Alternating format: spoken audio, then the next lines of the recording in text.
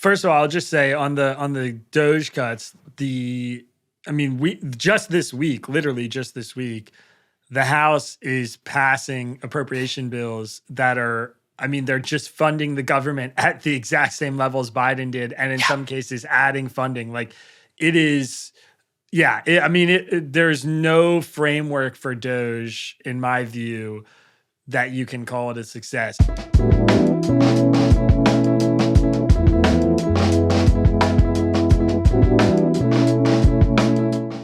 Good morning, good afternoon, and good evening, and welcome to the Suspension of the Rules podcast.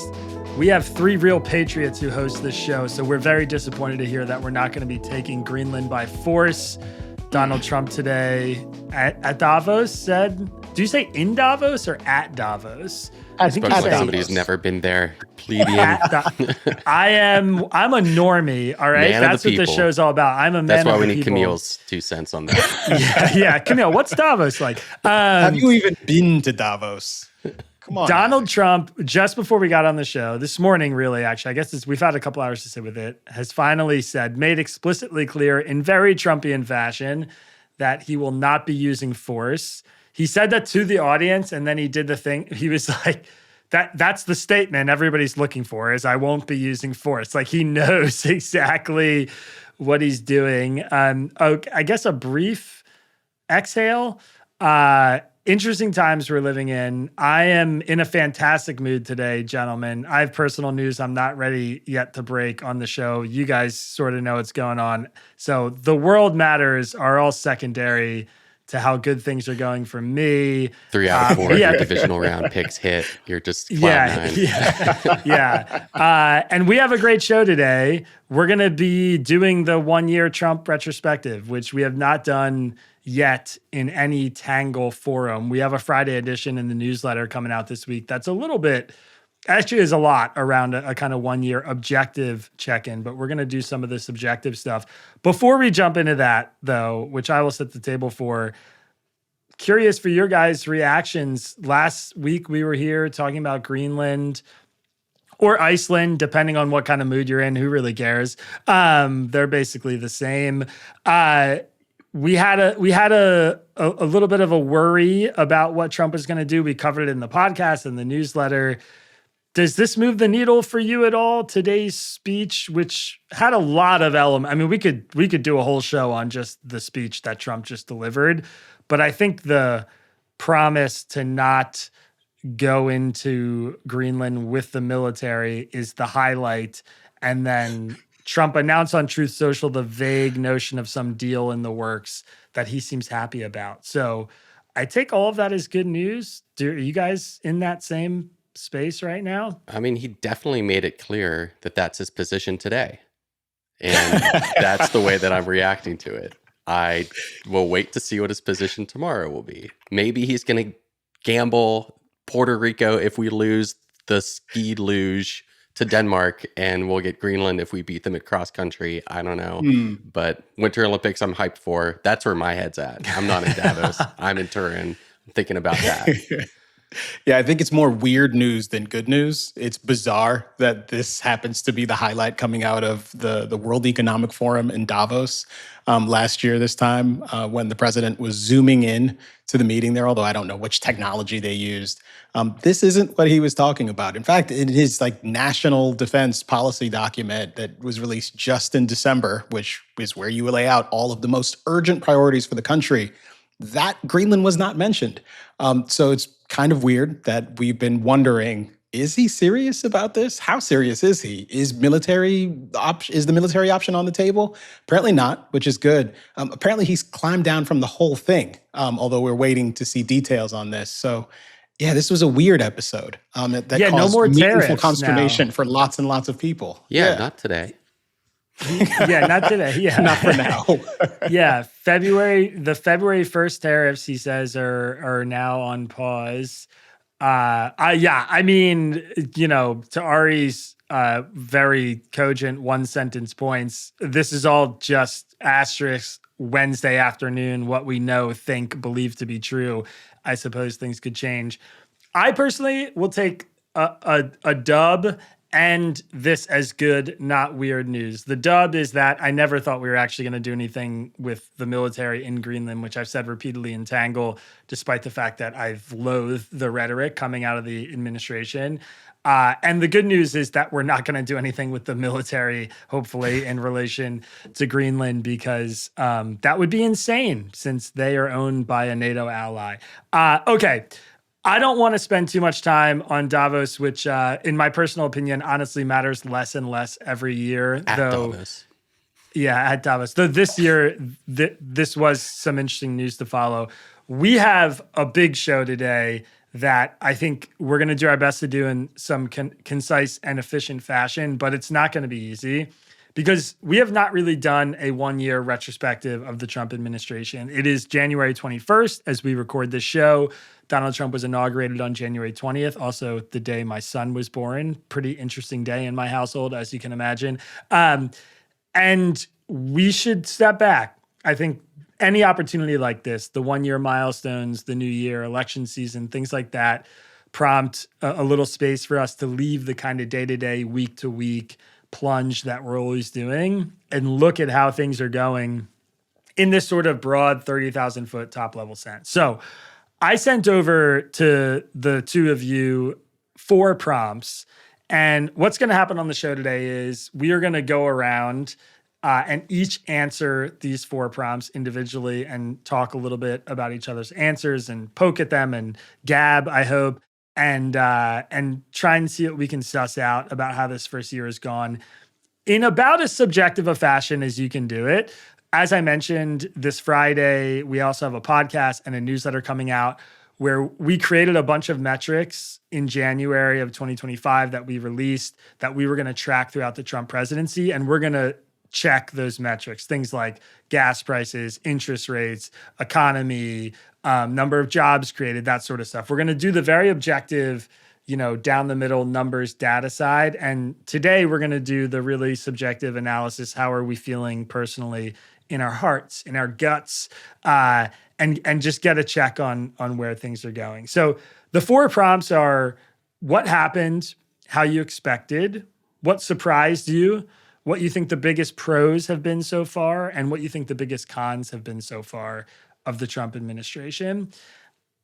I think this gives us some pretty wide latitude to get in a lot of different stuff. So we'll try our best to keep the convo moving, but I come into this having little idea about where the two of you are going to land. So I'm very curious to hear your guys' thoughts after a year of chatting it up about this administration together.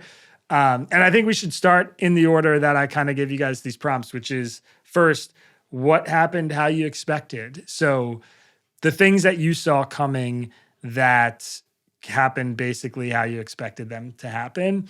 Ari, I think maybe we'll start with you and go to Kmele, and then we can finish with me on this first one. What has happened so far in the Trump administration that sort of went how you expected in your estimation? Now, I'm going to say this in a way that I think could make some people react strongly one way or the other, which is all the Project 2025 stuff.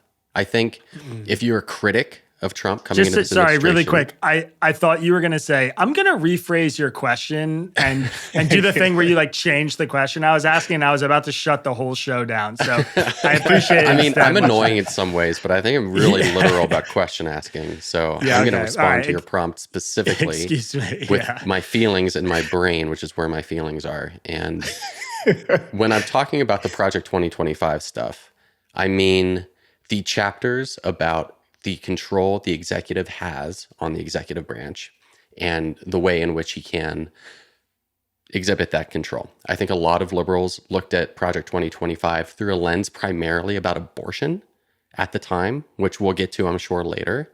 But the things that stood out to me in that document that we covered in Tangle when we were talking about it were the unitary executive theory, and that Trump has the ability to reclassify federal workers, to fire them, to do so without the authorization of Congress, and to generally run the entirety of the executive branch and do so purposefully, aggressively, and in ways that are unchecked. That happened day one. He came out of the gate running. We saw mass layoffs. We saw reclassification of employees to be able to be fired. We saw government efficiency initiatives with Musk and Doge, which, if you're paying attention to the run-up to the election as well as the run-up to the inauguration, were no surprise. We knew that Musk and Trump were going to work closely together. So for those first couple weeks, those first couple months, exactly the stuff he said he'd focus on, he focused on. Also not surprised that he just undid all of Biden's executive orders. Not surprised that he initiated a string of them. Removing ourselves from Paris, the Paris Accords, climate accords, not a surprise. There's no focus on climate whatsoever in any of the documents leading up to the administration. The fact that that's something that he removed us from on day one, along with abortion, again, which we'll get to later, is one of those things where the most unsurprising things are the omissions that today you have to actually force yourself to remember. We're not talking about climate change with this administration. We're not talking about abortion at all. And when you really look at the way Trump was messaging coming out of the election, that really shouldn't be a surprise.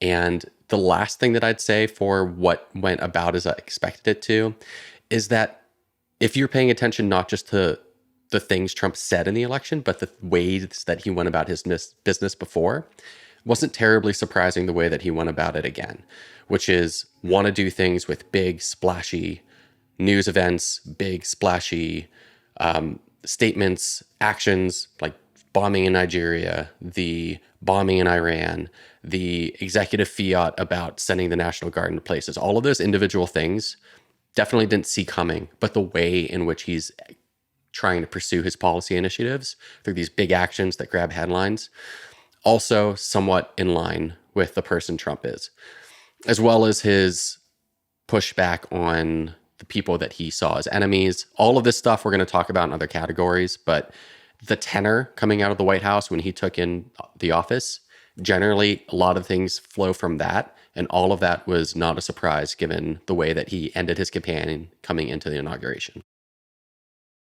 I appreciate that list. I want to go back to Project 2025 really quick. I mean, I've personally gotten a lot of heat about this from the Tangle audience. So it's hard for me not to take the bait when you bring it up. I mean, my position going into the election was Trump is obviously going to pursue some of the things that are in Project 2025, but this document is effectively like a wing of the conservative movement trying to wrestle its way into the Trump administration and influence what he was doing. And there was clear overlap and clear association, but I didn't think it was quite fair to sort of say, this is Trump's blueprint coming into office. We're going to do a really big edition on this and basically go back and revisit that coverage. I would say my thesis is still there's enough gaps between what Trump has done and what Project 2025 set out to do that I don't think it's fair to describe it as the blueprint. And we're going to talk about actually some of the other elements of the conservative movement and the blueprints of the conservative movement that maybe have been more aligned with Trump. But that's a fair call out that it's been kind of unsurprising. The sort of if there is a thing that he's done that's been super in line with Project 2025, it is the theory and view of executive power, which is basically that it's unlimited. And the use of the Office of Management and Budget as a policy arm of the president. That's something that a lot of presidents wouldn't have thought in the past. And I'll clarify, because you're right. A lot of people said this is a blueprint towards fascism specifically. And it was a relatively simple, I wouldn't say it was easy or straightforward, but kind of ideologically, like to imagine a simple exercise to take up one set of factors, which was what's in Project 2025, one set of things that this is what's in Agenda 47, this is what Trump's talking about. Look at the way those things overlap and see the middle of the Venn diagram and go, that's what he's going to do. And in the middle was executive power, trying to fire a lot of people in the government and trying to do efficiency initiatives. What was outside on Trump's end was focus on abortion. He's like, states' rights issue in the past, not doing it. And the things that were in the other side for Project 2025 were all mostly about abortion and climate change policies. He didn't pursue like a lot of rollbacks as aggressively, I think, And that's a secondary thing. We don't have to get into the way that the EPA acted post-Trump, or in the Trump era. But I will just underscore the biggest difference was the thing that I think a lot of people from the left were focusing on going in, which was all the abortion talk. Talk about the executive. That's the thing that we should be remembering as this is what came true from Project 2025. Kmele, any thoughts, questions, or probes on Ari's thesis there?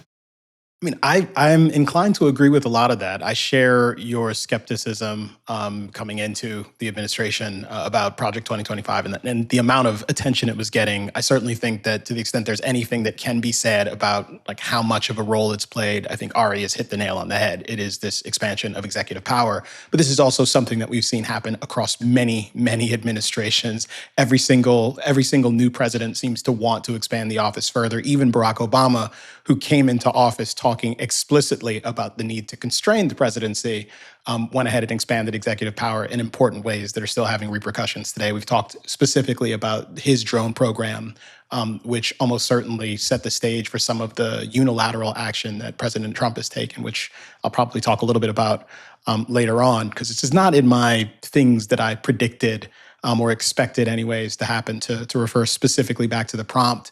But thinking about these year ones, it brought to mind for me just the contrast between Trump 1.0 and Trump 2.0. And Trump 1.0, year one, by the end, we're looking at this administration that was in perpetual disarray. Certainly he was up against Russiagate and a bunch of scrutiny and criticism, much of it legitimate, some of it a little less so. But what stood out to me is just how dysfunctional the leadership team was. The cabinet was in open rebellion, at least fighting with one another openly. There were these abrupt terminations taking place, people getting fired on Twitter, people whose tenure who could have been measured in days. It was a complete clown show. And coming into the second Trump administration, I expected them to be a bit more professional, that they knew a little bit what it was that they wanted to try to achieve. He'd had 4 years in the wilderness. He did have people who were working on things like Project 2025, at least thinking about policy in some way, shape, or form. And he clearly came in with a particular governing philosophy, if you can call it that.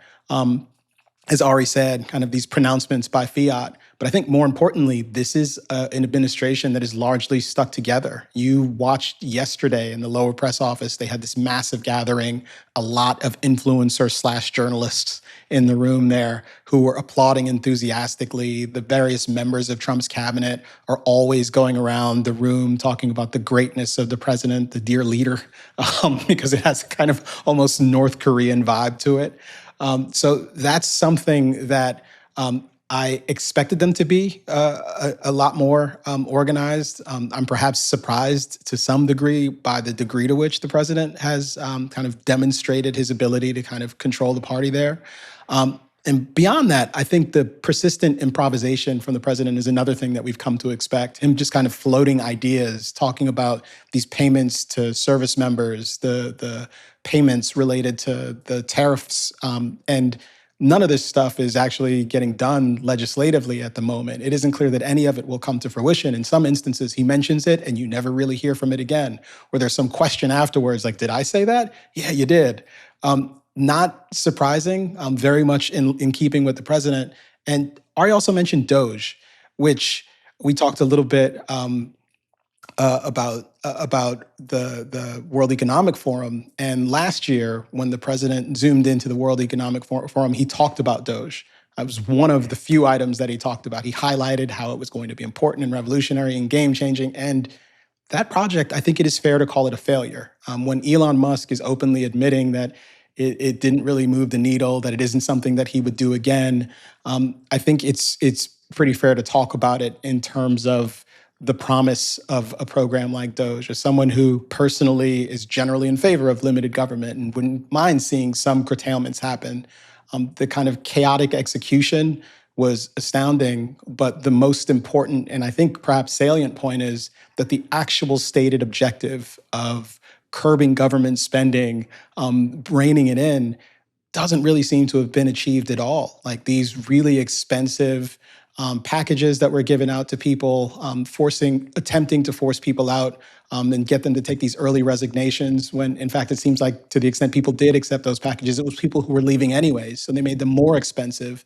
And again, this just the general dysfunction that was caused by the way that it was executed almost certainly means that the imagined gains will never, ever materialize for much of these cuts. So those are the things that stand out to me as not at all surprising.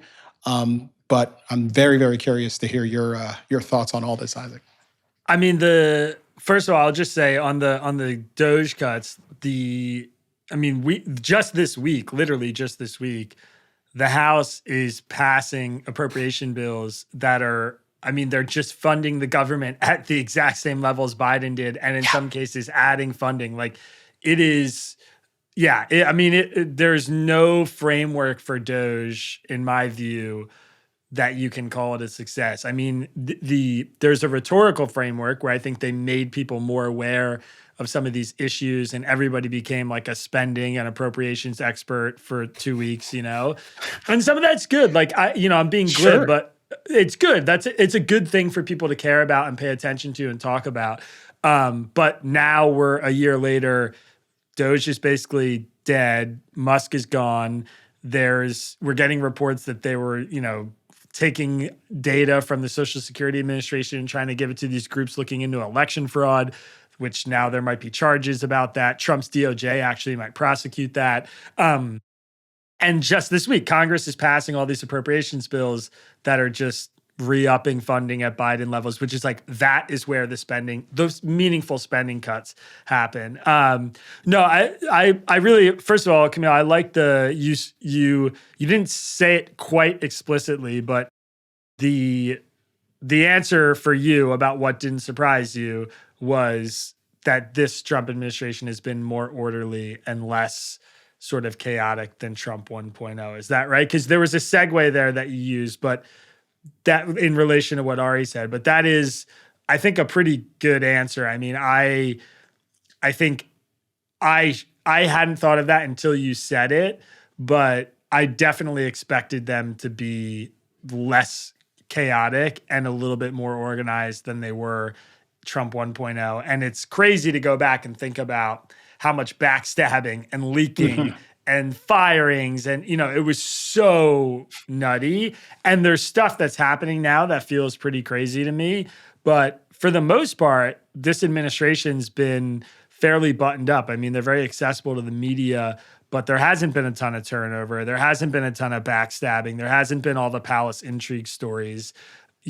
Susan Wiles, who gave that wild interview, she does seem to be running a really tight ship. And so that's a really good answer that I hadn't considered. What has happened, how you expected response, is the deportation stuff, which, is also on the list of my biggest cons, to foreshadow a little bit. But this was one of the drums that I was beating in November before the election happened, in December after it happened, and all throughout the first few months of the Trump administration, which was just, if you're going to do a mass deportation effort, there's going to be violence. It is going to require a huge amount of federal law enforcement. There will be civil disobedience and pushback, and there will be people whose rights are getting violated at scale in a way that we've never really seen before. And those were all things that I thought were going to happen, and those are things that are now very clearly happening. And I'm not really sure. I read Will Leach, who used to be a Deadspin editor. He wrote this really powerful newsletter that it feels today like getting someone to change their mind about a political view is like trying to convince a Yankees fan to be a Red Sox fan. Like, your odds are that good.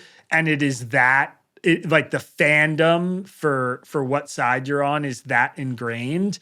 And it really struck me, like, I'm a diehard Washington Commanders, formerly Redskins football fan, and you could put a gun to my head and I'll never say a nice thing about the Dallas Cowboys. Like, you couldn't do it. And I was like, wow. I mean, I hate them. I hate the Eagles too. I live in Philadelphia and I hate the Eagles. I live with that every day. And when he said it, I thought like, what, is it to that extent? And maybe it's not quite that, but it's close. And so I know talking about this ICE stuff for people who maybe are on the other side of it, it's going to be really hard to compel them to my view, which is that this is a huge federal overreach. But I mean, we just saw one of the things that stopped me in my tracks this week was this Minneapolis police chief, or maybe he was the St. Cloud police chief. So a police chief in Minnesota held a press conference and said that he's now had multiple reports of off-duty police officers in his force being stopped by ICE, all people with not white skin, and having their civil rights violated, that they've come to him with stories that they were pulled over in Minnesota by ICE and told to show their papers and refuse and say, I'm a police officer. And then they back off when they hear that, or they show some proof that they're an officer and they back off. But one of them had a story about ICE officers like approaching her car with their guns drawn, demanding that she show them her papers when she's just like a Hispanic police officer who's a US citizen who was off duty and out of uniform. So there is insane stuff happening, and that part was exactly what I thought was going to happen with the deportation efforts.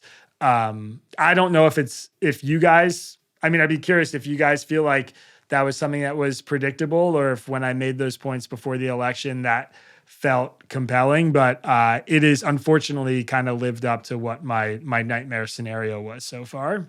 I mean, there's a meta-analysis here of a little tension between Camille's point, a little bit of mine, and your point of like chaos versus order, where the team around Trump has been playing from the same playbook, but the plays have been mostly disordered. So everyone's sort of calling the same play and executing it, but then the execution's been haphazard at best. It's starting even, Isaac, with the the Abrego Garcia. Help me out. I forgot his first name. Distance between those names, just a little. No, he's got his first name though is similar. Kilmar Abrego Garcia. Yeah. He, like from the beginning, there was some disorder. I don't think I was as forward with my expectation that there would be confrontation with ICE and federal enforcement officers and between them and protesters or just citizens, and due process rights extending to citizens. It seems like the easiest call in the world to make. I think I was probably a little bit chastened by when I was like in 2015, 2016, when I was not as clued into politics and I was just sort of a software engineer following stuff. I was like, oh man, he's going to start mobilizing police forces and stuff's going to get really, really aggressive. And then that didn't happen, especially not the first year or two, up until like the summer of the George Floyd protests and riots. But that reaction, I remember feeling internally at the time of like, man, I was wrong about that. And I can't make that same expectation this time because I don't know, looking at the pattern, it probably won't happen again. And I think that was a really good call out. Well, let me ask you, what do you think felt different coming into 2024 compared to 2016?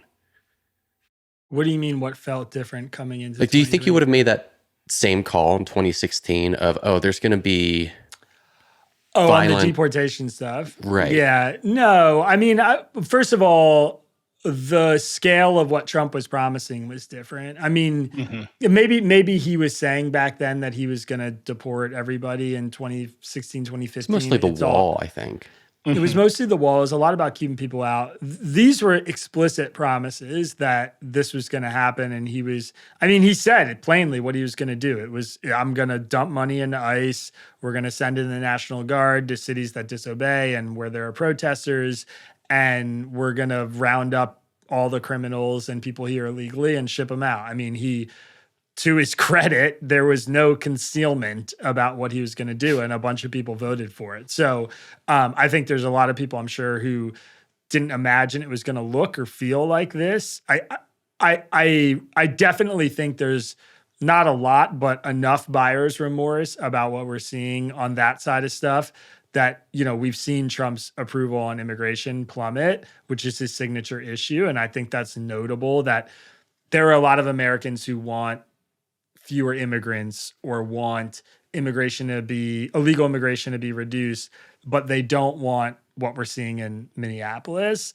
And that distinction matters. Like if you're the Trump administration politically, you have to find a way to keep support from the people who want those things without doing this sort of extreme stuff that they don't like. So it felt different. The rhetoric felt different. And to Camille's point, I expected them to be more organized and prepared and efficient as a governing body, and they have been. I mean, they're doing the thing that they said they were going to do. However ugly I think it is, it's happening basically as they scripted it.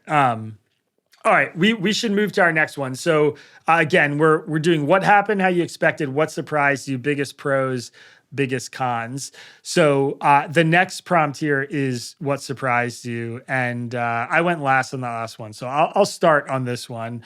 My biggest surprise from this administration is actually Trump's focus on foreign policy, and it took me a while to get there. I mean, I sat on this for a little bit to think about, what has really, what's like a consistent thread that has just kind of been like, oh, whoa.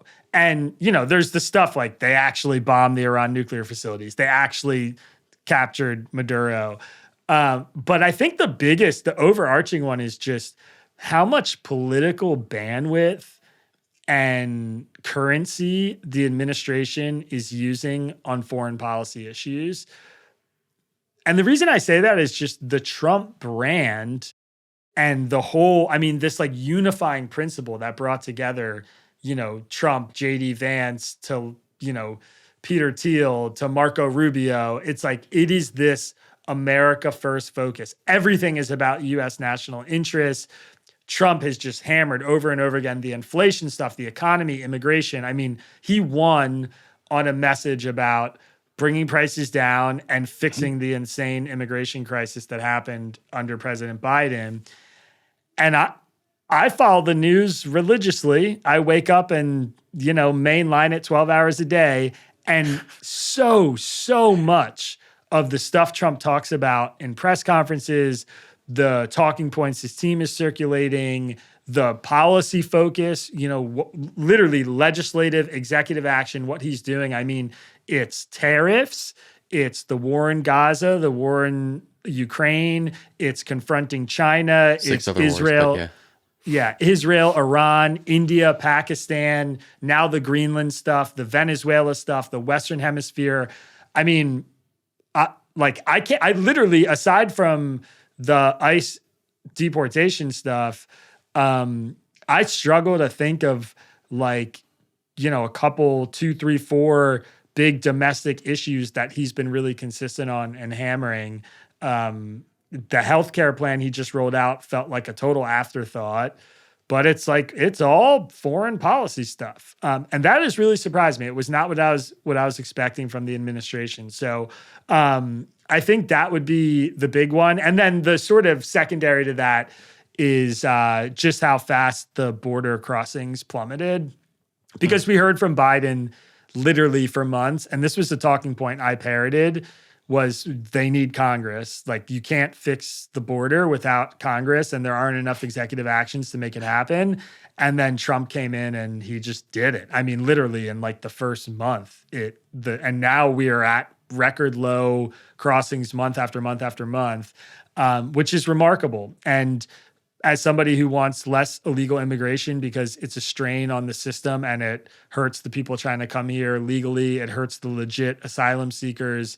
It's a good thing when we have lower illegal immigration at the border.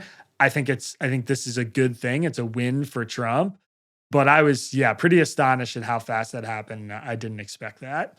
All right, I'm going to popcorn you, Camille, next, but I'm happy to, take any pokes or pushes at those stances. Well, I'll agree vociferously with your foreign policy take. I suspect that really has been the biggest surprise of the administration, to be totally frank, and for precisely the reason you flagged. He ran as a very different sort of candidate, promising a very different sort of national security vision. We're not going to get involved in all these foreign entanglements. We're going to focus on affordability. And you're right, it's been largely absent. And in fact, one of the biggest surprises for me related to that is just the kind of conspicuous underutilization of this unified control of DC that President Trump has enjoyed.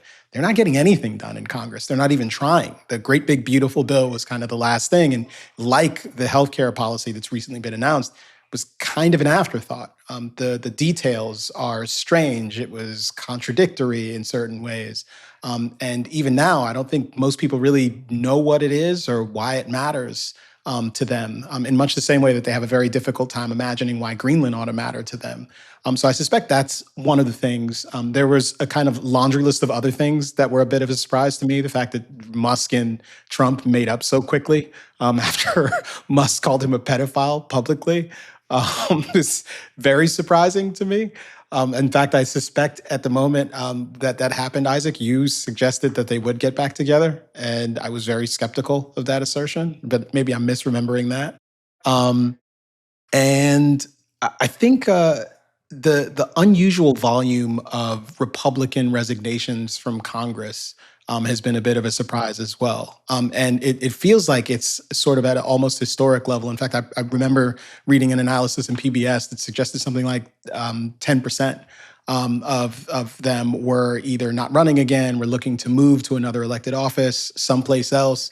And perhaps this is an indication of their concern that there is something to worry about with respect to Republicans' ability to actually hold on to control of the House, the long-term prospects for Republican political leadership. The president has been able to maintain a surprising amount of control over the party and to really, really dictate the narrative around so many different issues, specifically with respect to tariffs, a place where, of course, he ran and talked openly about his love and affection for tariffs, the fact that he wanted this to be a really big piece of his agenda. But Republicans have historically had a lot of concerns about this. And I fully expected there to be more dramatic confrontations over this, that there would be a somewhat moderating force. But when Freedom Day came, or Liberation Day, get it right. Freedom Day feels better to me. But Liberation Day came, they were largely silent. And even now with the Greenland, I don't know what to even call it at this point, but perhaps just a memory. We're getting 100, 200% tariffs promised that might take effect in a matter of weeks. And largely Republicans were silent. It's like really surprising stuff. And then the last thing I'd throw in there is just Democrats are conspicuously absent and quiet. There's just not a really well-organized kind of resistance to the administration at this point. There's no clear leadership. There's no clear, coherent agenda. I suspected that they would be in a bit of a disarray, and perhaps they just need a little bit more time. But I didn't suspect it would be like this, especially not against the backdrop of things that are happening at the moment. That's my answer too, bang on, is the voraciousness with which Trump has controlled the media. I don't know if there's something you want to add to that, Isaac, before I spill on mine, but I think that's a huge point. No, that's interesting. I mean, I was just going to say, related to the Republicans retiring, it is remarkable. They control the House and the Senate and the White House, and many of them are fleeing. I mean, that part of it is surprising to me too. I think I wouldn't put it on the list for me because we've seen that dynamic in the past. And I think it's just indicative of how much trouble Trump causes for some of these people. Like it's not just Trump, I should say. I think Trump puts a lot of pressure on Republicans who step out of line, and they don't, Marjorie Taylor Greene's a great example. Why would she stay in it? Like she said, I'm not going to ruin my life and drag my district through a terrible primary because I'm beefing with the president. So whatever, I'm out. I think that's like a pretty rational, it's just like, this is going to suck. I'm going to run for 9 months with the president endorsing my opponent. Like, no thanks, I'm out. But we've heard also, there've been a ton of stories about how working in Congress has just become a terrible job. And a lot of people just don't want it anymore. And that story has been on repeat for 8 years now. And they just say it's gridlock. Nobody talks to each other, lobbyists. It's such a deranged combative Retirement environment home. to live in. Yeah. So they're just like, whatever, I'm out. And I guess that part of it makes it a little more predictable, but you're right. Given the context, it is pretty odd. But okay, go ahead, Ari. You were saying that the Trump domination of the media is another one like Kmele Right. would put And on there. sort of related to what Camille's saying about the lack of a hashtag resistance or democratic pushback. When you think back to 2016, Trump takes office amid already scandal. Not only was there the Access Hollywood tape and Stormy Daniels rumors going into the election, but then we had the Russia collusion theory dominate the media for honestly 2 years. At the same time, there was pushback to the Hillary Clinton email saga. The first major story that I remember covering as a piece of policy, well, not covering, but reading about getting covered as a piece of policy, was Trump's nomination of Brett Kavanaugh to the Supreme Court, which again was another step of mired in scandal. At the same time, that kicked up a story of all of these departures from the cabinet and other political appointments. And it seemed like from year after year, it was Trump stumbling into one big thing he had to answer for, or one giant scandal or pushback or media narrative that he could not control, to another, up until COVID and George Floyd. And then it was just completely out of his hands. And it was all about the pushback to Trump and Trump's agenda. Now, I mean, compare that to inauguration. There's a big reason why people were making such a fuss about the front row of that inauguration being CEOs of tech companies, especially social media companies.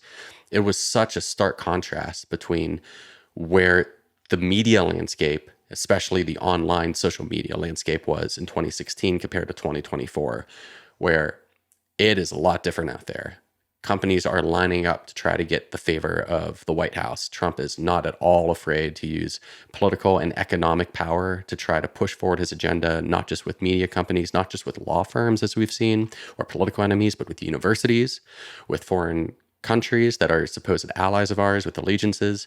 It's been full court press the whole time. And it has sent the message, and that message was received and acted on early, that if you just play a little bit of ball, you're going to be able to get what you want. So what we've had so far is no democratic control of the narrative whatsoever, to the point where even Republicans in Congress, to Camille's point, aren't even able to get their story du jour in. So the only thing that Democrats have had to talk about, this is the most unexpected part to me, is they're banging the Epstein drum. Democrats are the ones that are just banging the Epstein drum after what we heard about, like the dismissal of it as a big thing during the Biden administration, and how Republicans were driving it and people on the right were mostly the ones bringing that populist concern up. The reason they're doing it is just because it's the only thing, it's the only word they can get in edgewise, it feels like. And instead, Trump is just bringing us from one headline that he's crafting and controlling to another. It's Zelensky, it's Putin, it's Israel, it's Gaza, it's tariffs, it's Canada not playing ball, it's the Supreme Court ruling about trans cases. Even that, like, that's not even something that's necessarily in his control, but it's something that's working out to his favor. And the administration is just racking up these media narrative setting points at one after the other. And I can't think of even one instance. Okay, I can think of one instance where Democrats have been able to get the narrative that they want in the headlines and push control, which was the elections in 2025, when Mamdani won mayor, when affordability became a buzzword. And then we're on to talking about strikes in Iran or strikes in Nigeria, Venezuela boats, and it's an afterthought.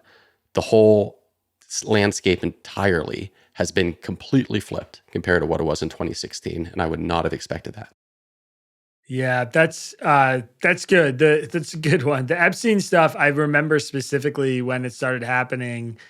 I think I tweeted something like, did not have on my bingo card Democratic members of Congress like banging on about the Epstein files. Yeah, with Marjorie Taylor Greene, shoulder to shoulder. Yeah, that is a really good one. No, I mean, it's interesting to think about the media lessons learned, I guess, from the first Trump era. For me, it was like, there's a lot, like my lessons that I took away from it was A lot of the stories that come out from mainstream publications we're used to, if there's errors or mistakes in them, they're typically going one way. And you need to guard yourself against that by not jumping to conclusions there was a lot of really unfair stuff published about Trump. B, Trump is going to say a ton of totally insane, unhinged stuff that is unlike anything you've ever heard from any president. And you sort of need to be able to like delineate between what's him blowing off steam and just having some weird episode that's very Trumpian versus what's like a real signal about what direction he's going and is a serious kind of, and that's still really hard. Like sometimes he posts stuff that's just like, I'm going to put Hillary in jail and here she is in an orange suit. And it's like, dude, it's 2025. And you're just like, oh, Trump's just like blowing off steam on Truth Social or whatever, you know? And then other times 2 a.m. I want to go to sleep. Yeah. And then other times he's posting stuff about tariffs or, you know, slapping 100% tariff on Canada. And it sounds crazy, but you're like, oh, this is real. Like this is something that could go from Truth Social to policy pretty quickly. So you have to kind of delineate between those things. And then the third is just like, when are they flooding the zone because there's bad news out there that they don't want enough attention on? Which, like, Steve Bannon has the famous quote about flooding the zone with shit, which is true. But you just observe the administration long enough and you can see it. I mean, they're really good at trying to distract when their backs are against the wall a little bit. I think we're seeing it a little bit right now with the ICE stuff, and it's getting really ugly and bad. And it's like, we've got the healthcare plan, all the Greenland threats. Trump is out in front of the press. He's doing tons and tons and tons of interviews right now. And I think it's because they know they're losing like a really important PR battle.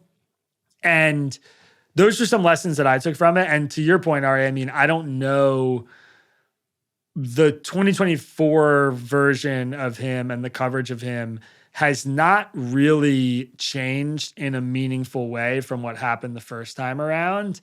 And I think that has surprised me a little bit. It doesn't feel like we've learned much as the media, as the quote unquote media, as a conglomerate. I personally don't feel that way. I mean, I see maybe a little more caution on stories that break and how legit they are and, you know, how well sourced they are.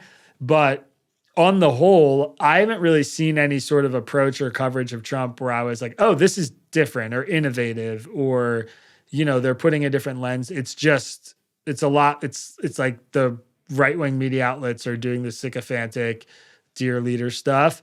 And the left-wing outlets are like, every single story is hair on fire, you know, like he changes the name of the Kennedy Center. He's going to build a ballroom. And it's like, this does not have to be the end of the world story. Like nobody cares actually outside of this very elite media savvy circle. Yeah, I don't know. I don't know if that feels right to you guys, but that's kind of my read on it. I don't know that I agree. I don't know if I agree either. I'm in fact, the next section is supposed to be biggest pros. And one of my twists on the question was to suggest that I think the media coverage has actually improved in material ways. Beautiful. Let's go there. We're at biggest pros, and Kmele, you haven't led yet. So let's hear it, baby.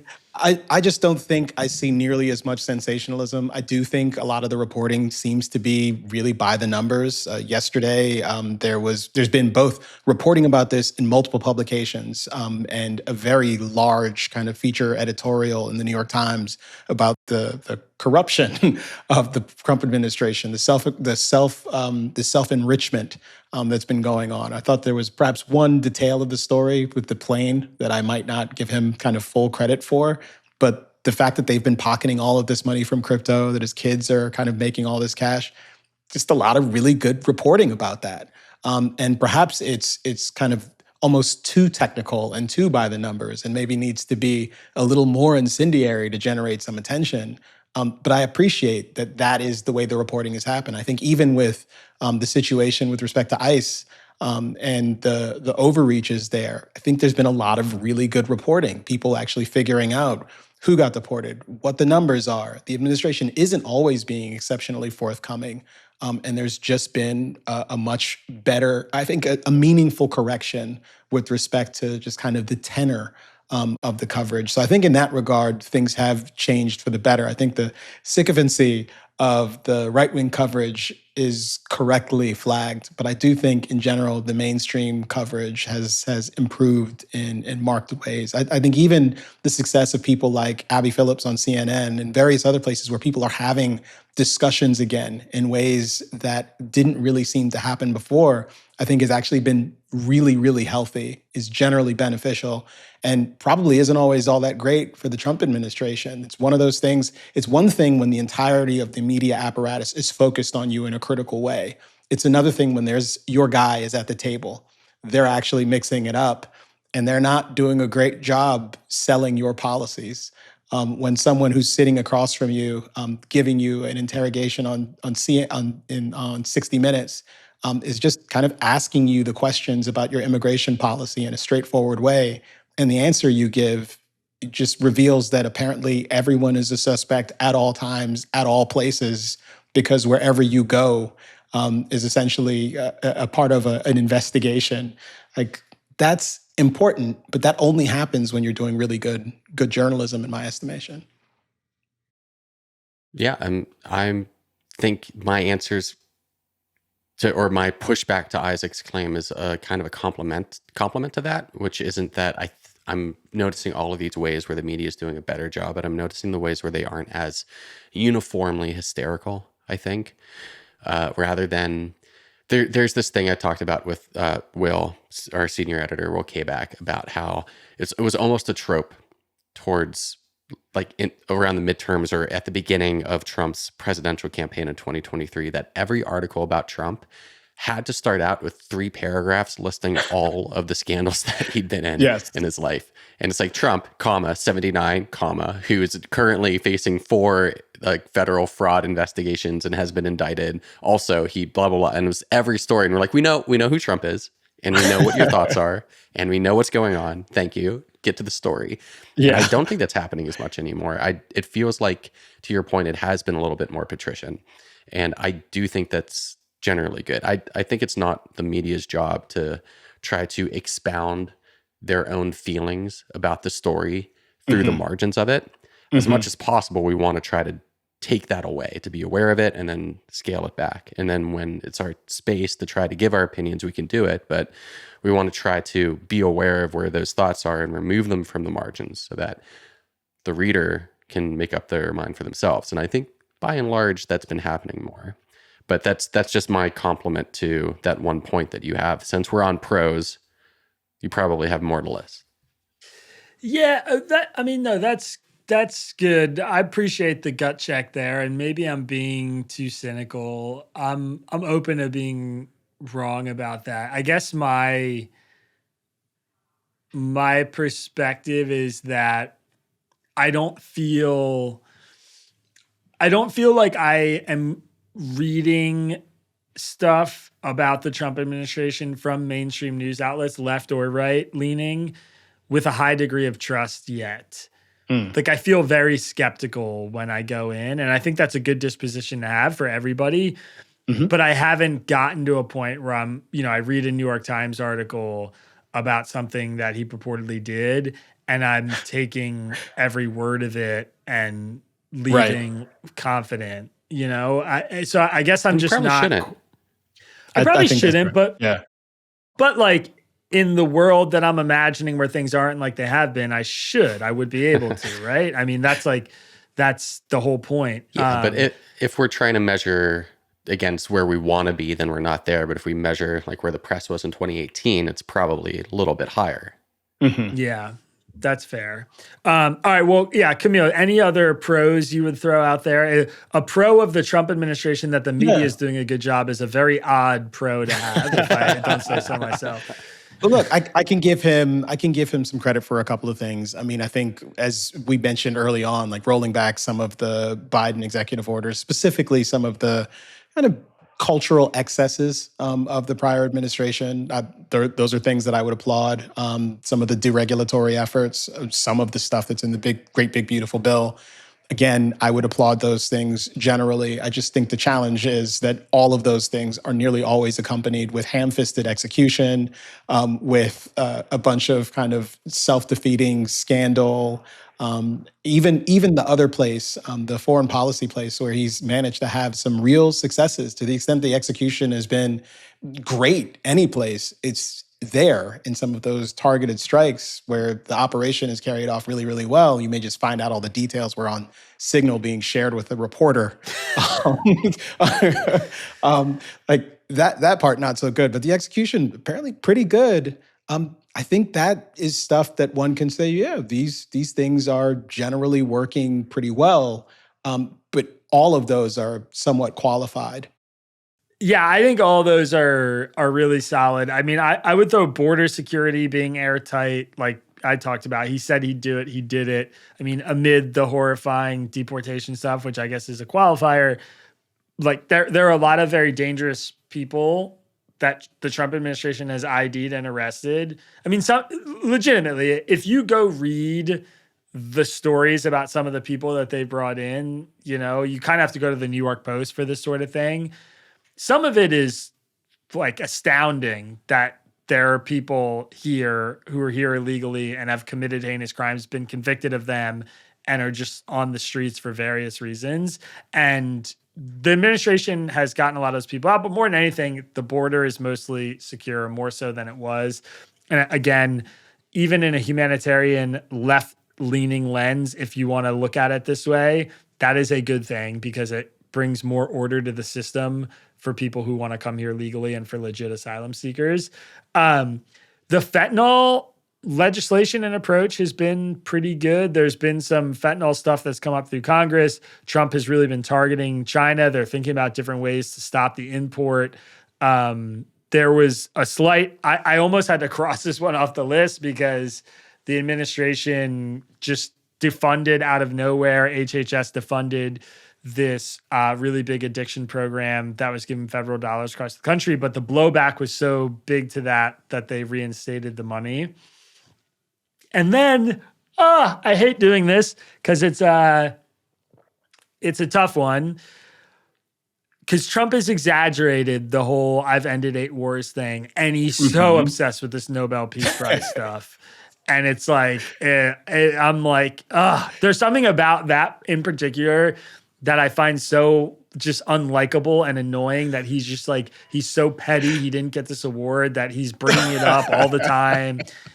The text to the PM of Norway is insane. Making Machado, she gives him the whatever. It's insane. It's totally nuts. But Donald Trump has had some really big foreign policy wins. And by any measure, I mean, look, if you want to compare to Joe Biden, the last president we had, what happened in Israel happened on Joe Biden's watch, happened on Benjamin Netanyahu's watch, but happened on Joe Biden's watch, and Israel's response happened on Joe Biden's watch. He had no control, no containment. There was no way to slow it down. He did almost he sort of did the worst of everything. He constrained Israel just enough that it wasn't a 2-week war, but gave them just enough latitude that 3 years later we're still sitting in it.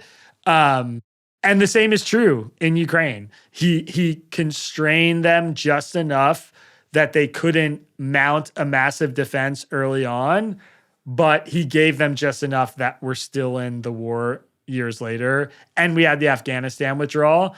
I think it is pretty much indisputable that the results, hard paper results of Joe Biden's foreign policy were disastrous compared to what we've seen in the first year of Trump, which is he brought Israel and the Palestinian side, the Arab side to the table, and they have a deal in writing that they are about to go in the second phase of. And I know, huge asterisk, there's been tons of violations of the ceasefire, many of them by Israel. There are Palestinians dying in Gaza every day. The West Bank stuff, the land being seized is crazy. Hamas is violating the ceasefire. Israeli soldiers are dying. Rockets are being fired. All that aside, there is a deal that the protocols of which have mostly been followed, and they're going through with it so far. The Ukraine stuff is very touch and go, sort of depends on who the last person Trump spoke to was. But like Biden didn't make any more progress than Trump has made. So I have a hard time really knocking him for that. And then it's true. There were these other conflicts, India, Pakistan, whatever, that he stamped out pretty quickly. He has not ended 8 wars. That's a lie. It's an exaggeration. But he has generally speaking, he has stamped out some burgeoning conflicts, and he's moved the ball in the right direction on some of the conflicts that he inherited. And I think you have to give him credit for that. Tactics be damned.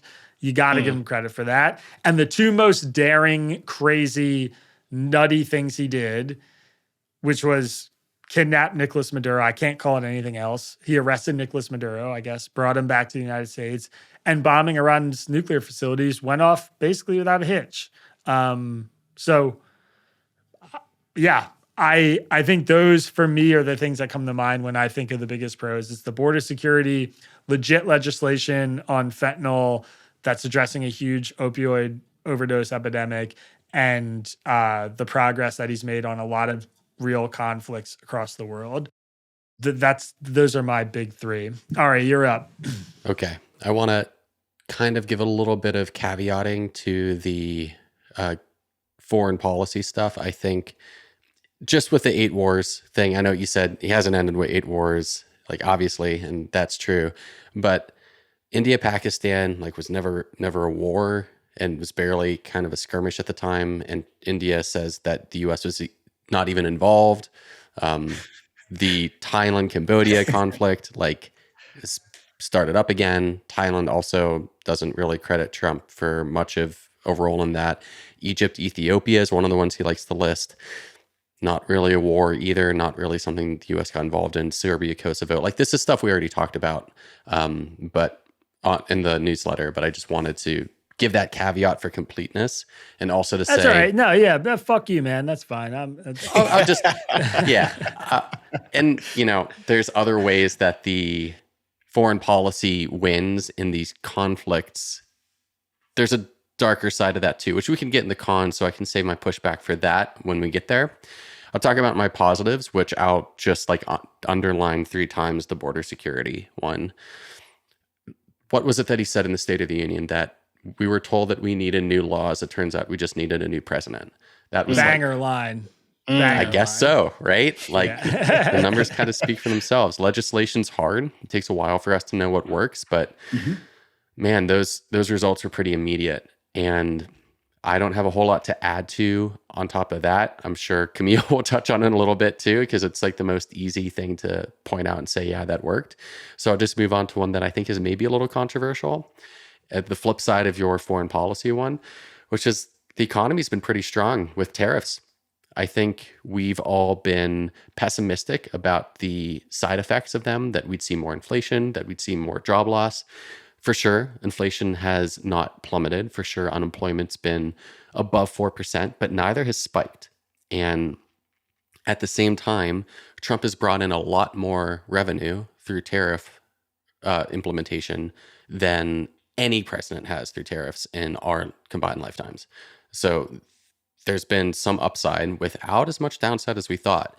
And at the same time, there's like that has had a foreign policy effect. It's pushed some allies away. I'm not going to say that it's been a perfect thing, but I'll say that a thing that I'm seeing is that the real president of the United States, for us to stand up and salute, is the almighty dollar. And that presidency is still very strong. Trump is not fucking with the money. When he gets close to touching that third rail, like he's imposing tariffs, and then people are saying, stock market's dipping. And he's like, yeah, well, I'm just saying I could do this, and then backs off. And the whole Jerome Powell saga too, of like, oh, I'm going to investigate him. And the Justice Department was like, yeah. And Scott Bessent saying, we probably shouldn't. And then that was a headline for a day. And anything that's going to actually seriously break an ankle in the US economy, as soon as Trump realizes that there's pressure on that joint, he's taking his foot off. And that's not the big, like, okay, this is an underlying positive about Trump's effects. It's just to say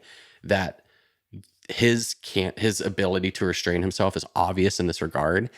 And the things that he's doing that we think are going to be huge risks so far haven't really materialized in that way. The economy's been pretty strong. Maybe it could be stronger, but at the same time, there's a reason why countries, when Trump is threatening tariff deals, are coming to the table, because we still have that strong consumer base and we still have that strong economy, and that doesn't look like it's going anywhere. It's probably going up under Trump right now. Too early to say, but I think it's a big positive sign to see after. I mean, I think the caveat there is just like how many of these tariffs have actually gone into effect in a meaningful way and lasted long enough to see. Well, I mean, if they went to effect in an unmeaningful way, we wouldn't have been getting revenue from it, right? Yes, but there has been a lot of start and stop tariff against, Europe, Canada, allies, whatever. And I think it's not totally clear to me the apocalypse that was predicted, which I agree was definitely predicted by economists, how much of that hasn't come to fruition because we have sort of not really levied the tariffs they were expecting or the administration was saying, versus like Trump has somehow defied the laws of economic gravity. But I agree. I'm only caveating. I would say because I did, yeah, yeah. But also, like, I do think that has been something we've said. That's been something we've said is like we don't really know. It's hard to track how much of this stuff is actually settled in and taken hold. The upper limit of what to be concerned about, we aren't really playing into that space, but the effective tariff rate still remains higher than it's been since since Nixon, ever? Maybe, I think is the thing. And we're getting a lot of money, and it's true. He's raising a lot of revenue from that. We'll see how much he gets to hold on to. We're still waiting on that SCOTUS decision, which could it's going to come in 2030. Something. Just do it. Yeah, I am not yet at the point where I'm willing to relent on the tariff stuff. It is certainly true that a lot of people had some very apocalyptic predictions. I think a lot more of what was said, however, was consistent with what you get from an Adam Smith, what you get from a Frederic Bastiat. One, there is much ruin in the nation, which means that you can impose destructive tariffs that are actually attacks on your population and not other people. And it may not completely undermine the economy. It's just the seen and the unseen, which is why I mentioned Frederic Bastiat. We don't really see all of the ways that the tariffs end up distorting the economy. We don't see the jobs, the hiring that doesn't take place. And the way economic growth is actually being powered in the economy at the moment is highly concentrated in the tech industry, is specifically concentrated around the construction of all of these data centers. It is AI companies in a trench coat is the way that I've heard it. Yeah, it is a dangerous malformation to have all of our eggs in one basket. To the extent there's any sort of kind of dust up there, that's a problem. It's also a problem because all of that doesn't necessarily make it into people's everyday lives, which is why there's still a great deal of the consumer confidence indexes are not all wonderful. People are having, especially younger people, a really, really difficult time finding work. So there are some signs on the horizon that suggest that perhaps the economy isn't as robust as it could otherwise be. And I do think you're right to flag the specific thing that does go kind of understated is that the long-term consequences of this economic brinksmanship with respect to all of the threats of tariffs directed at all of our allies and our adversaries, those are going to be meaningful. Those are going to stick around. And we're seeing it already with respect to just the sentiment coming out of Davos just today and yesterday. The enmity is going to linger. And I think that's the case even if we change horses later. There is a kind of distrust that is going to really stick and be pretty rigid and difficult for us to actually get around as a country when it comes to just kind of the bilateral nature of so many of the things that we need to do economically and otherwise in the world. Yeah, and I'll say the caveats to this point are strong, and we can never compare something to the negative case of what would have happened without these policies. It's possible that Trump is preventing the strongest economy anybody's ever seen. But I'm just saying that the doom and gloom has been far lesser, and Trump's restraint around things that are actually going to cause immediate damage has been apparent. And I think I can kick it to you with one less ambiguous win, which is, dude, cancel culture is fucking gone. Like, do you remember that? Like living in That's 2021, just like people were getting canceled for like saying that, comparing two movies together, and people would say that's racist that you compare those two movies and get canceled. And that's like, maybe it was just a product of the COVID era, but I feel like I don't feel that at all. It's interesting. When you said that, my immediate reaction was, yeah, definitely. And then I thought for half a second, and I was like, yeah, but like free speech has been obliterated. So cancel culture's gone, but you get deported for writing an op-ed about Israel. Card. Yeah. Yeah. Like, I don't know. I mean, right at first I was like, yeah, fucking cancel culture is gone. We crushed the woke libs. And then I'm like, oh, wait. But also, what you say about Charlie Kirk? What'd you say about Charlie Kirk? Yeah, exactly. we have a different variation on it. It is certainly true that the particular incarnation that we'd grown accustomed to was less robust, and is less robust than it was. Although we've also seen some indications of it kind of coming back. It's just changed. Yeah, we're dealing with a different kind of cancel culture, and I think even the woke right. Yeah, even specifically though, I'd say, and I guess we're pivoting the cons here with this perhaps. Am I stealing the mic? Is this okay? No, let's do it. Let's hit the cons. We're in. The threats and intimidation are among the things that I think shed the darkest light on the Trump administration the second go around. The lawfare has been a huge problem. Going after Jerome Powell was mentioned earlier, but lots of his political adversaries have found themselves in the crosshair. And while you're right, Isaac, sometimes it is just him blowing off steam on Truth Social. Like, a lot of the reporting seems to suggest that there is a genuine appetite for people to really face consequences for the various grievances that the president believes he has. I mean, just today at Davos, he was talking openly about there actually being prosecutions related to the undermining of the last election that he thought was stolen from him. That isn't good. And again, it's another thing that I think has real meaningful consequences. And we can go back to Missouri and talk about the ICE situation, which, again, you were right on the numbers with. It's worse than I suspected. And I think the kind of specific thing that makes me concerned is the fact that we're just not seeing meaningful investigations into a lot of the places where there seems to be actual tangible wrongdoing. And all of that kind of hollows out the credibility of our justice system. It kind of inculcates this kind of notion of kind of an actual tangible lawlessness that's encouraged by officials in the administration. Where you're told that you have immunity and you can do whatever you want to do if someone gets in your way. That isn't how things are supposed to work. And I think that a lot of that is somewhat related to cancel culture as well. The president of the United States may personally sue you if you run a media organization that's doing reporting that he doesn't like.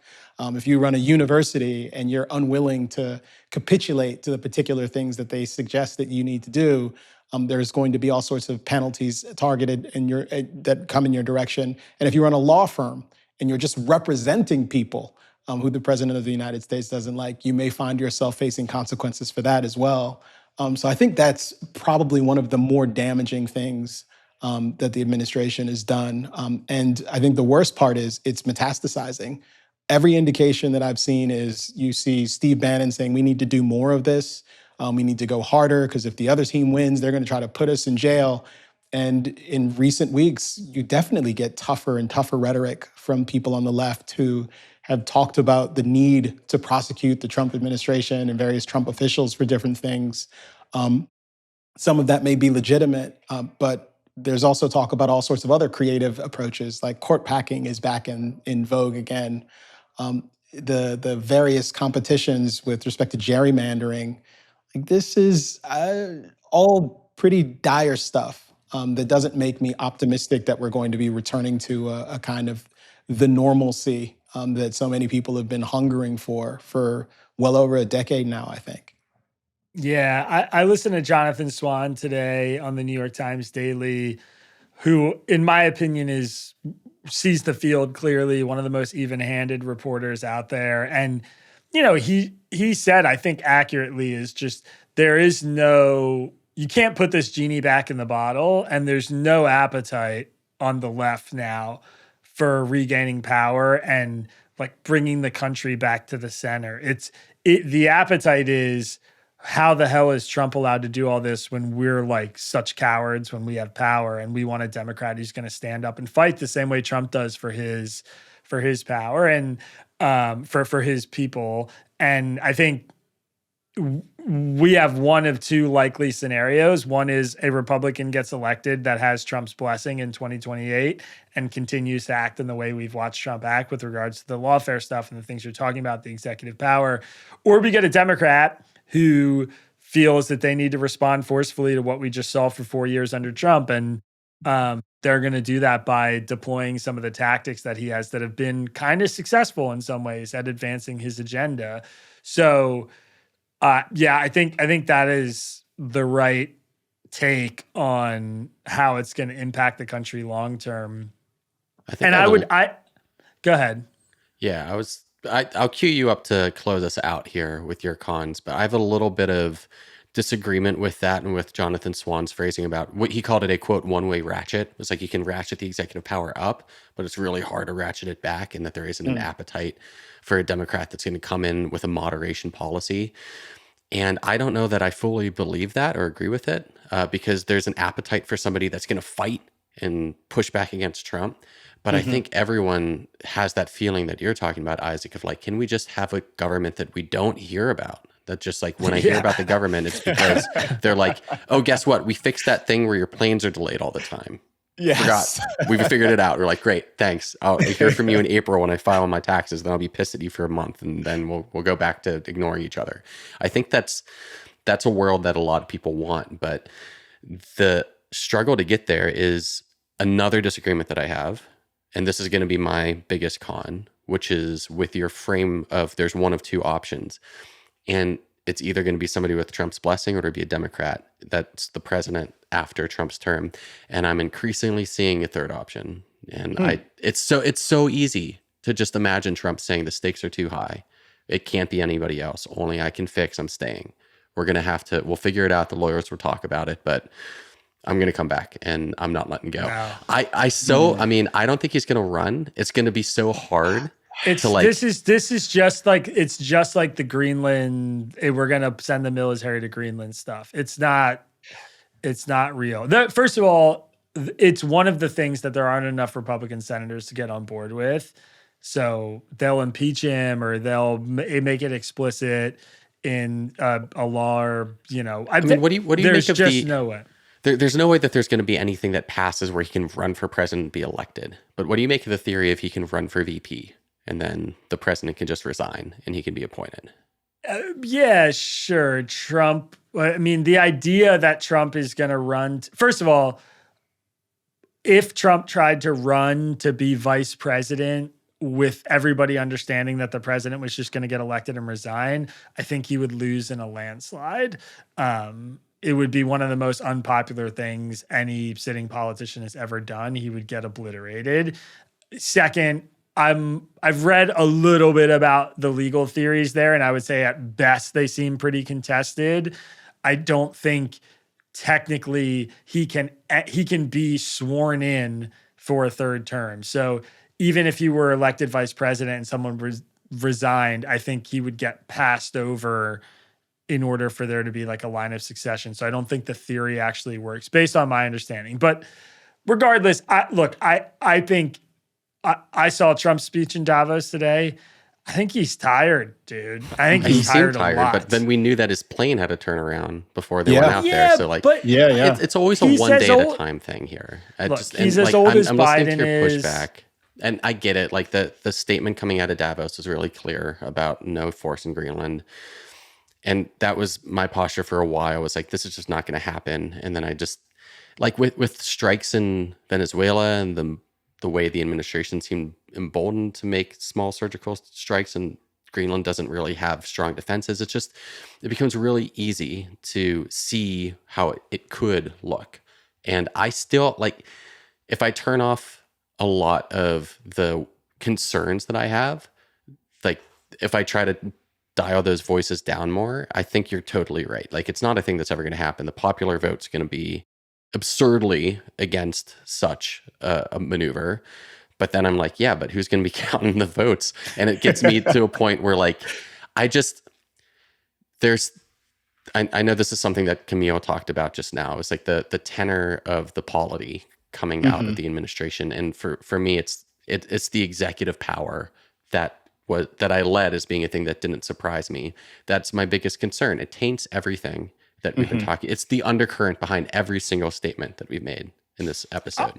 Reforms about businesses, like trying to go after businesses, threatening courts, threatening Fed governors, threatening universities, tariffs, military strikes, scuttling deals in Congress because they don't have your blessing. Like, it's just hard to imagine. And I said, like, I don't think that it ratchets one way forever. Things always turn. But, like, how far does the ratchet go? I don't know if we've reached the limit yet. And that really frightens me, especially when I see, and I know, like, I'm using the F word there and say it frightens me, but, like, I think if I'm thinking about the things that are most concerning, I'm getting a lot of fodder to feed that. Like, there's the Department of Labor is tweeting racist tweets, like memes about 14 words where all the characters add up to 88. Like, that stuff is, who's that for? And what are we supposed to make of it? Other than, like, I know that I'm being the person who's getting provoked, and that's probably one of the goals, is to provoke people into being conspiratorial. And now I'm like, no, it's you, it's not me. You're gaslighting me.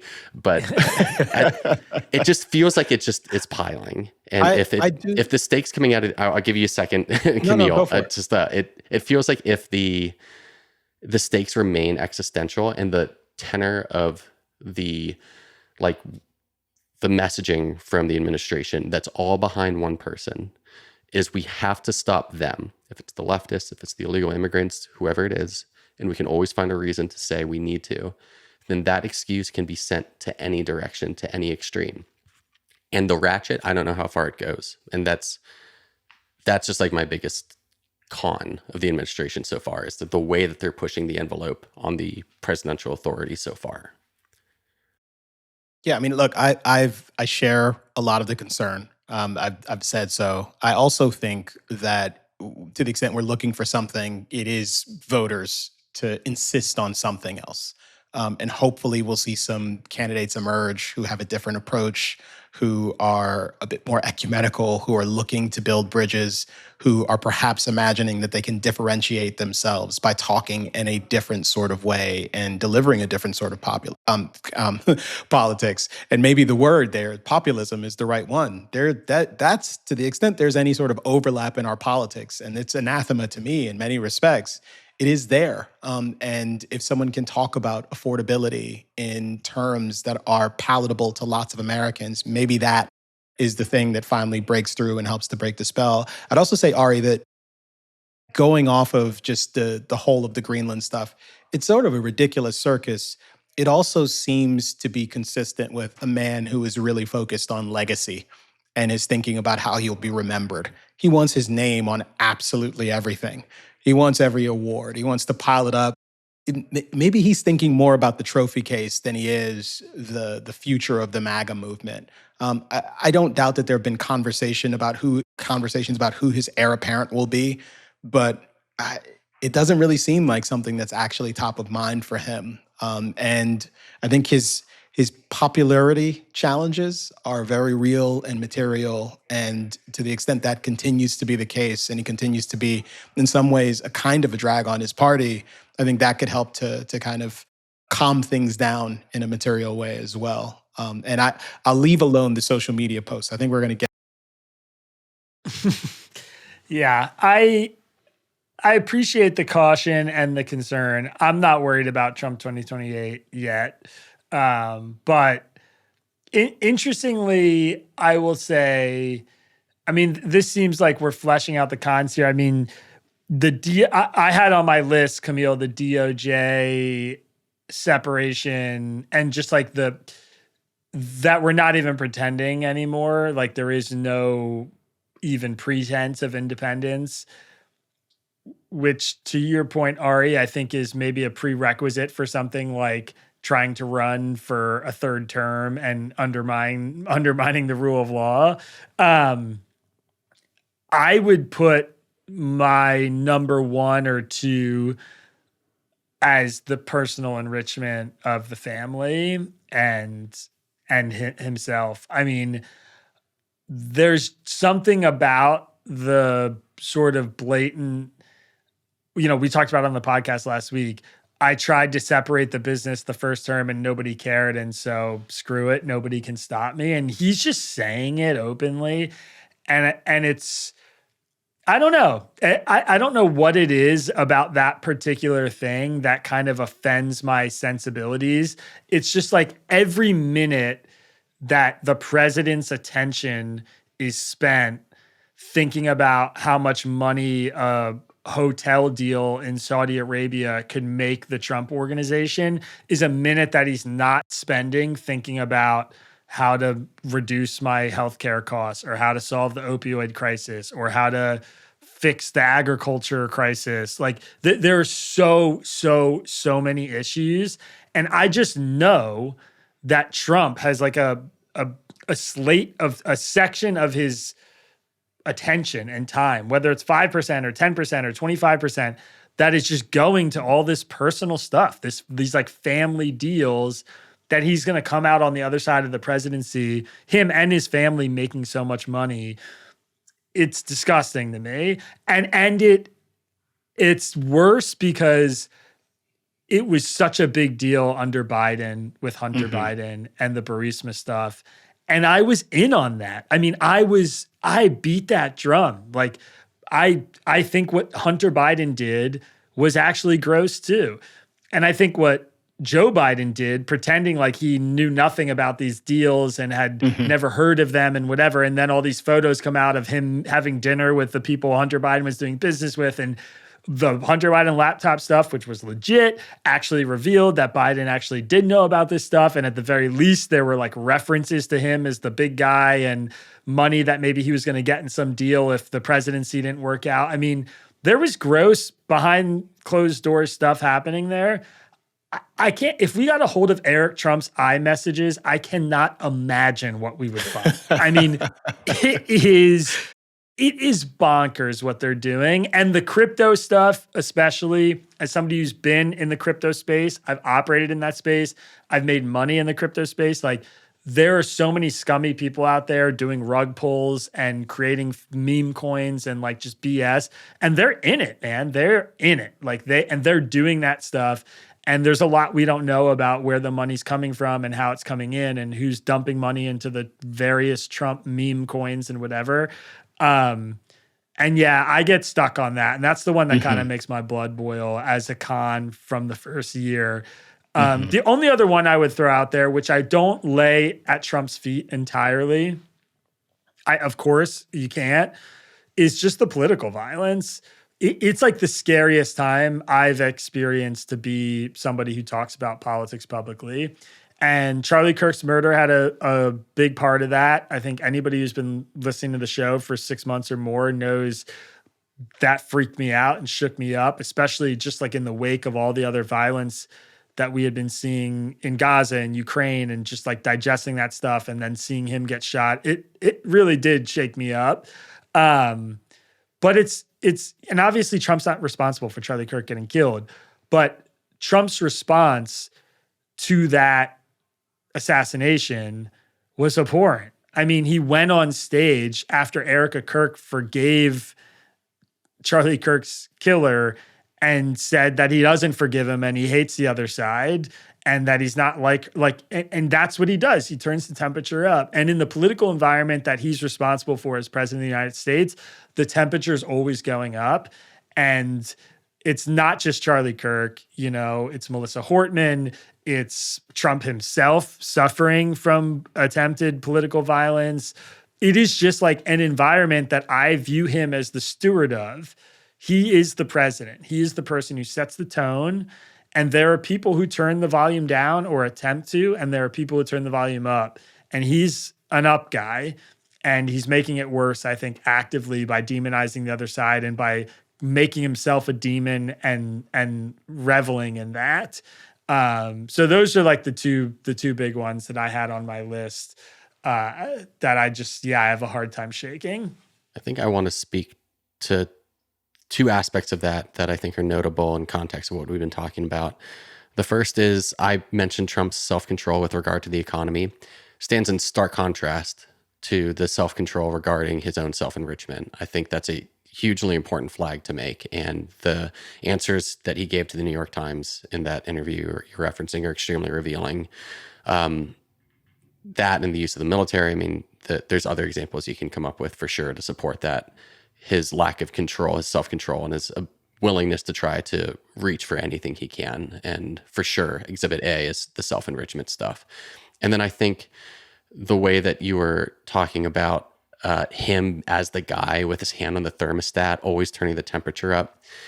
I appreciate the way that you said, like, hey, get a grip, like 2028, so far away. Like, this is not going to happen. Like, you don't worry about Trump running back for re-election. It's like a thing that I've thought for sure too. And now I'm like, yeah, it's in the back of my head because of that. Because like the temperature is only going up and he's got his hand on the thermostat and makes you ask, how hot's it going to get? And it's tough to, my answer to a lot of this stuff, and it's what I'll say to you now, keeping in mind the thing that you told me like 5 minutes ago, is that it's always easy for us to imagine trends continuing, and it's harder for us to imagine the thing that's going to make them stop and reverse. And I think like every day or every month that seems like the political rhetoric is just pitching gets more and more likely that it's the month when it maxes out. And like there's going to come a time where we hit that ceiling. We don't know where it is, and Trump's definitely driving us towards it. And it's one of the biggest critiques that I share with you and his administration. But I kind of feel still a need to moderate that position, even as it's something that I feel in myself too, is like, this is not a good thing that's happening in our ability to discuss anything with people who disagree with us in our discourse in general.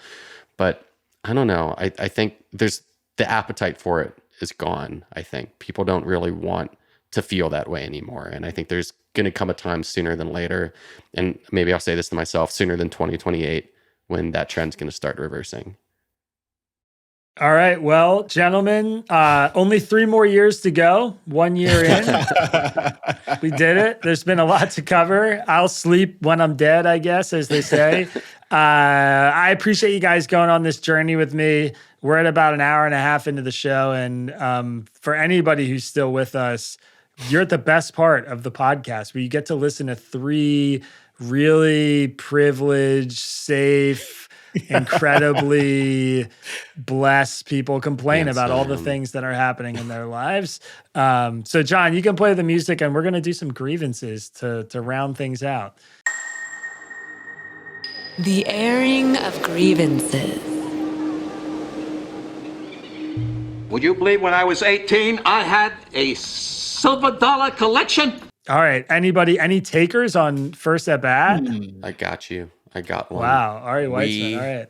have a mouse in the house. And I don't like that we've got a mouse Mice in the suck, house. man. The way that we found out about this, it was actually last week after we recorded the podcast, because I remember thinking, man, I got to come up with something better next week. And immediately I was blessed with this mouse who had just run the dishwasher, and we found that there's this puddle underneath the sink.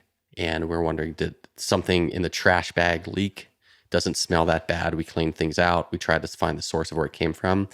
It was the line leading from the dishwasher to the drain that had a hole in it that appeared to be nibbled. And then we saw some things that appeared to be mouse feces. And 2 and 2 added up. And we found out that not only are we unable to use our dishwasher till we can install a replacement hose, but those rattling silverware that we thought we heard in the sink, yeah, that came from something. The little nibbles on the pieces of paper that were around the trash can came from our guest, our friend, Mr. Mouse. And now we're in the situation where we have to talk about trapping this probably very adorable little mammal and getting it the fuck out, because it's not paying rent. It is not a legal tenant in this residence. And it's turning me into a hunter of small mammals and a murderer. So thanks for that, Mouse. You did this to yourself. I'm not hitting you. You're making me hit you. And I wish that you would have just stayed in the cold. No I'm glad judgment. that you think it's one. I'm glad. You're very definitive. We think it's Yeah, one. yeah. That's a good point, Camille. It's never, first of all, it's never one. Second of all, There's no entry point. So I think it just came in somehow. they always magic. bring It came in through friends, magic. man. They bring friends. That's how it works. No judgment question. Are you going to kill it or trap it and release it?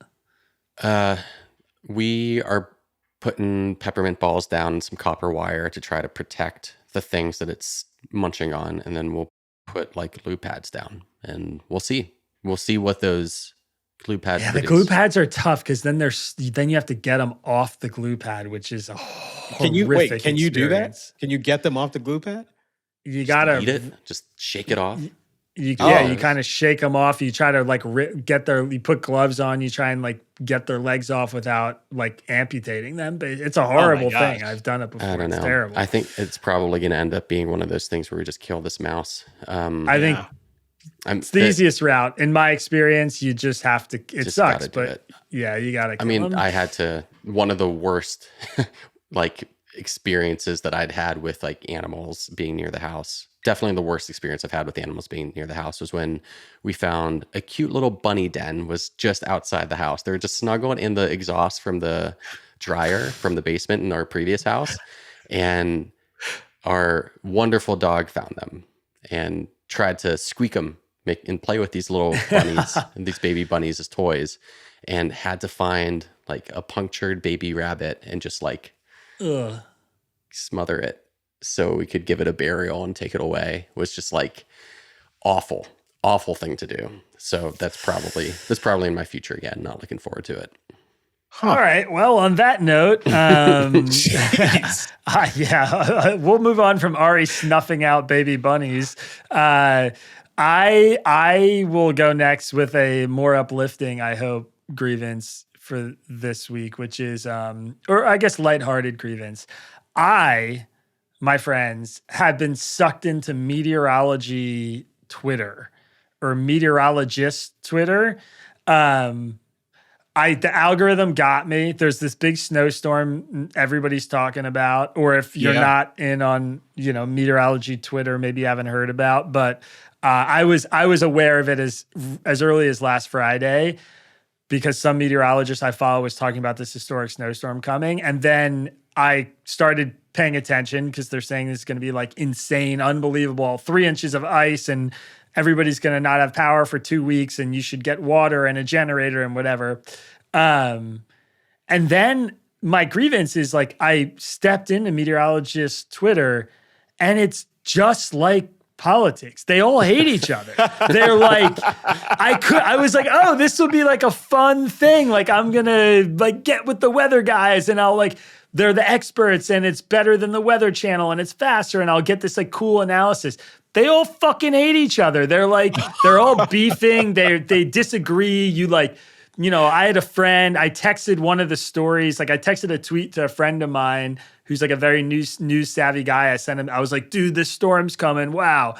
And then he texted me back a screenshot of him sending that tweet to a friend of his who was a meteorologist and asking if the guy I was sharing was legit. And his friend responded like, no, that guy's an asshole. And he's always like hypervent. And I was like, wait, what? Like they're all, this can't be. I thought I was in this safe, nice space, but you can't. They're on the internet. So they hate each other. And apparently it's a thing. There's a lot of rival meteorologist people. There's the charlatans, the guys who always hype up storms and oversell it and then they don't happen. And then there's like the measured cool guys and they all have different models. And yeah, I couldn't believe it. So I thought I was having fun. And then by the time I realized what had happened, I had trained my algorithm. So now on top of like all the partisan rancor I get on X, it's just meteorologists fighting with each other, offering different takes on what's going to happen with the snow. And we're broken, man. Take? Our brains, the internet has broken us. Are there meteorologists that are wrong, do you think? I don't. when is the snow coming? I can't honestly say that I've figured out who's right and who's wrong, but I've bookmarked tweets to check back in on next week to see like whose predictions were the closest to accurate. So I will make some judgments based on that. Take screenshots. but- Don't just bookmark them. They'll try to delete the evidence. That's a good point. Actually, I should go back and do that. But I will say there does seem to be a consensus that this will be a storm we are going to remember hitting the Pennsylvania down to North Carolina. We'll be talking about this. A lot of talk about 2003 President's Day blizzard. For those of you old enough to remember that, I was 12 and remember it quite vividly. I don't know how legit any of this is. So my grievance this week is that even the meteorologists aren't getting along, and that makes me really sad in a funny way. All right, Kmele, you're up. Take us home, baby. Yeah, now I'm just wondering whether I should try to get stuck in New York or outside of New York. Yeah. My grievance this week pertains to my vehicles again, which I think I talked about the rat infestation that cost me lots of money and cost the insurance company a hell of a lot more, like to the tune of tens of thousands of dollars. This is smaller. It's more trivial, but it's a hell of a lot more annoying. I was without my car for almost a month because my trunk started to fill with water because of Tesla build quality issues. And I have absolutely no problem just denigrating this particular brand. I think that they should do more for their customers. I bought a 2022 Model S at some point, and the warranty is gone on it. So I'm on the extended warranty, and it sucks to have so many small nagging issues that then turn into huge issues when you get torrential downpours and discover that not only is the water getting into the trunk, it is filling up the wheel well in your car, underneath the fabric and material, and that weird smell that you've been smelling for a little while. Yeah, it's actually a thing. It's worth being concerned about. And the car was gone for more than a month, and I got it back. And did they kind of clean it up? Sure. Have they addressed the leak completely? I'm not entirely sure. Fortunately, we don't get a lot of rain out where I am. But God, it has just been a nightmare with respect to just, again, build quality. Keeping water out of the car is kind of job one. And that's where you want the water. There should not be an issue here. So thank you, Elon. That is crazy. I haven't heard that one before on the Teslas. So just to be clear, torrential downpour, you open your trunk and there's sitting water in your trunk. I opened my trunk and it smells a bit funny. I just open up the kind of a wheel well. There's not actually a wheel down there. It's just additional storage. And there is a pool of water inside of my trunk. And it took a couple of days to actually get it into the service center. I actually had to go there and kind of plead with someone to address it right away. And fortunately they did, and put me in a loaner for a couple of weeks, which they didn't have to do. And they did give me a small discount, but it's insufficiently modest. I shouldn't have to pay anything. But again, it's just some of us who bought a little earlier have suffered on account of them not being nearly as good at building cars back then as they presumably are now.